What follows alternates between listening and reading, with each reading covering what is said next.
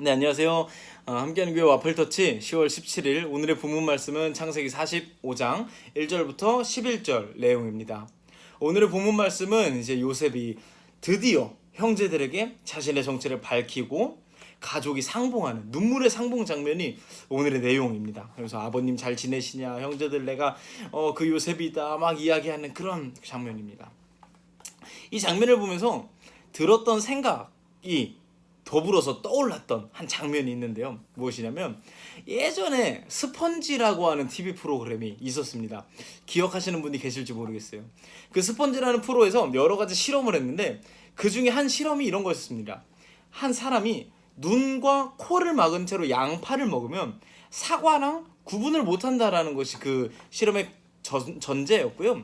실제로 검증을 해보니까 눈과 코를 막고 양파를 먹으면 대부분의 사람들이 사과랑 구별을 못하는 그런 모습을 보였습니다.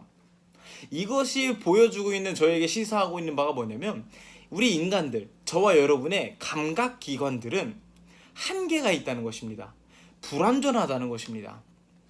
우리의 느낌, 우리의 감정, 어떤 우리가 보고 느끼는 감각기관들, 이런 것들은 느낌에 따라서 다르고 감정에 따라서 흔들리고 부정확합니다.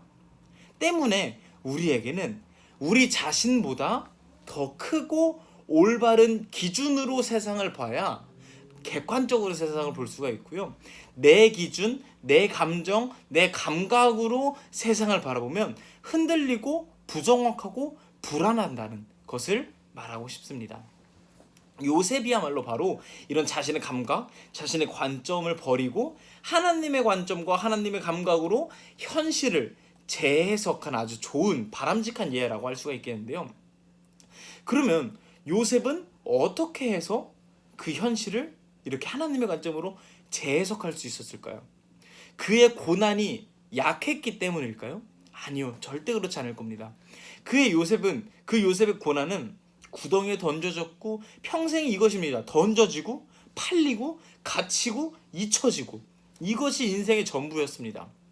그의 고난은 절대로 우리가 약하다고 평가할 수 없을 정도로 객관적으로 봐도 진짜 심각하고 정말 그 인생을 힘들게 만들 만한 고난이었습니다.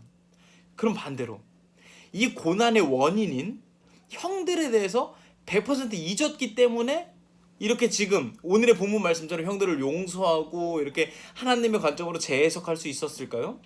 근데 오늘 본문 말씀 4절을 보면은 요셉이 형들을 완전히 잊은 것도 아닌 것 같아요. 4절에 이렇게 이야기합니다. 요셉이 그들에게 이렇게 말하였다.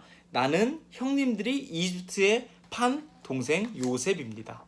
요셉이 형들, 그 자신의 인생에 찾아왔던 고난의 원인이 되는 형들을 잊었기 때문에 이렇게 쉽게 용서할 수 있었다는 것도 아닌 거죠. 그러면 고난이 약했기 때문도 아니고 이 고난의 원인을 잊었기 때문도 아닌데 어떻게 해서 요셉은 이 현실, 눈앞에 펼쳐진 현실을 용서라는 것으로 재해석할 수 있었을까요?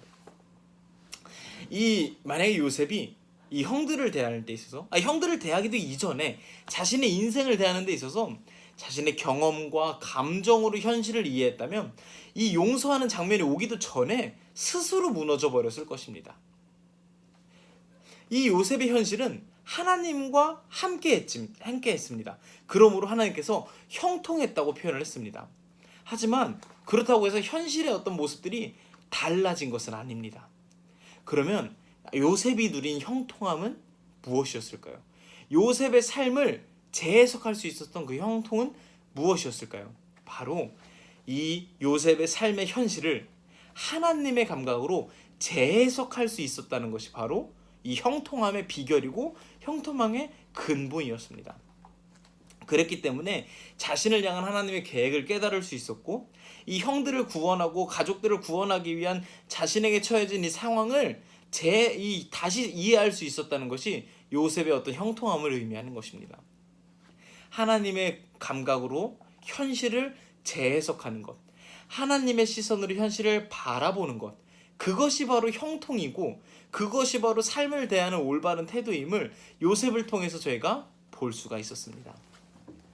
요셉을 통해서 저희가 알아볼 수 있는 한 가지 사실이 하나 더 있는데요. 그것이 바로 무엇이냐면 가치를 알아봤다는 것입니다. 바로 무엇이냐면 복수보다 가족이 훨씬 귀한 가치라는 것을 알아봤다는 것이죠. 이제 유명한 가수 중에 조용필 씨가 있으시죠. 조용필 씨가 부른 노래 중에 이젠 그랬으면 좋겠네라고 하는 노래가 있습니다. 그 노래의 가사 중에 이런 대목이 있죠. 소중한 건 옆에 있다고 멀리 떠나려는 사람에게 말했으면 뭐 좋겠네, 이런 내용의 가사가 있습니다. 내 곁에 있는 소중한 것의 가치를 알아보는 눈이 필요하다는 것을 이야기하는 것이죠. 멀리서 자꾸 가치를 찾으려고 하지 말고 곁에 있는 소중한 가치를 알아봐라. 내 곁에 바로 옆에 있는데 너무너무 곁에 있고 익숙하니까 그 가치를 잊어버리는 것들 중에 대표적인 게 바로 가족인 것 같습니다. 하나님께서 내게 주신 그 가족들, 소중한 우리 가족들에 대해서 요셉의 모습을 보면서 저희도 그 가치를 다시금 생각할 수 있는 시간을 가졌으면 좋겠습니다.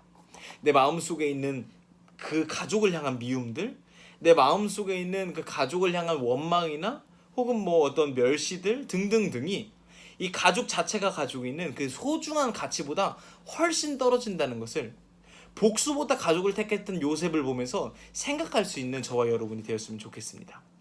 여기에 더불어서 우리가 지금도 누리고 있고 언젠가 가게 될 그 하나님 나라, 그곳에서 맞이할 우리의 영적인 가족들, 우리의 영적인 아버지 하나님 아버지가 내 인생의 가장 큰 귀한 가치임을 깨닫고 수많은 세상 가치보다 우리 아버지를 더욱 귀히 여길 수 있는 그런 저와 여러분이 되었으면 좋겠습니다.